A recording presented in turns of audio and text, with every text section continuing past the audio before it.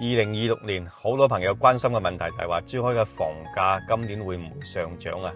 咁我自己個人嘅睇法呢，就係認為係唔會嘅，樓市只會係越嚟越捲嘅。結合咗年度嘅房企座談會同埋一個真實一個市場情況呢，今年珠海樓市呢將會迎嚟3大嗰個關鍵嘅變化嘅。打算買房嘅呢，一定要睇完呢條視頻啦。第一呢，樓市全面內捲啊！而今咧，珠海全城咧現房啊、準現房啊，咁咧即係大幅咁樣增加，告別咗早年嗰啲沙盤畫餅啊嗰啲買房模式啦。各大樓盤咧唔再係只係講地段啊，或者係拼產品嘅品質啊、實景交付啊、配套兌現啊，同埋得房率嘅。房企咧受房價限制嘅約束啊，只能靠加大優惠、升級戶型嘅園林，或者係落地學區、商業配套搶先客戶啊，優質嘅新規住宅咧、4代住宅咧成為咗主流嘅。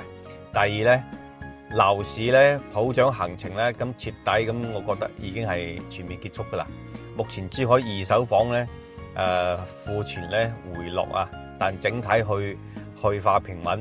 咁近年珠海人口流入咧就增速咁樣緩慢啊，失去咗房價普漲嘅核心支撐啊。咁眯住眼買房升值嗰個年代咧，就真係已經結束噶啦。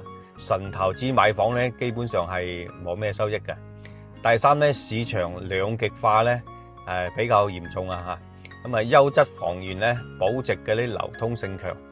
而房齡超10年冇學區冇配套嗰啲普通嗰啲老舊嘅二手房咧，唔單止係佔手比較困難，仲可能係俾銀行拒絕貸款嘅。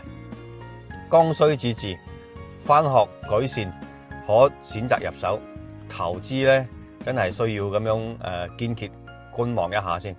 買房咧優先咧就鎖定地段、配套、品質最善嘅房源，先能夠守住自己嘅資產嘅。